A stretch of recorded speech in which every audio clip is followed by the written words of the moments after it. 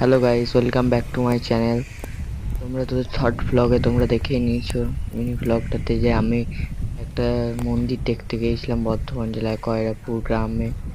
তো দেখতেই পাচ্ছেন এটা হচ্ছে কয়রাপুর গ্রাম এবং এই বাস স্ট্যান্ড বললেই আপনাদেরকে দেখিয়ে দেবে এই মন্দির।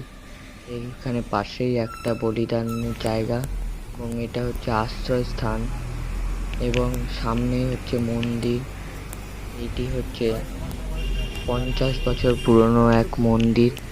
এখান থেকে এই পূজারীর কাছ থেকে আমি যেটা জানতে পেরেছিলাম, এবং এর পাশেই একটা বিল্ডিং তৈরি হচ্ছে।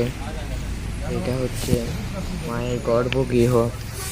এখানে আমরা প্রবেশ করব, ঢুকে যাচ্ছি আমি ভেতরে। তোমরা যদি চ্যানেল নতুন হয়ে থাকো সাবস্ক্রাইব করে রাখবে আমার চ্যানেলটা। এটি হচ্ছে মা আমাদের, এবং পাশে আর চণ্ডীমা আছে এবং তার পাশে আছে আমাদের নারায়ণশিলা এবং মহাকালেশ্বর। এটা হচ্ছে মায়ের গর্ভগৃহ, দেখতেই পাচ্ছেন। এবং পাশে এটি হচ্ছে বিল্ডিংটা যেটা আপনাদেরকে বলা হচ্ছিল। এখানে প্রত্যেক মাসে একবার করে হরিনাম সংকীর্তন হয়। এটি হচ্ছে ভেতরের কিছু ফাঁকা জায়গা। তো তোমরা যদি ভালো লেগে থাকে লাইক সাবস্ক্রাইব করে রাখবে। দেখা হচ্ছে পরের ব্লগে, ততক্ষণ বাই।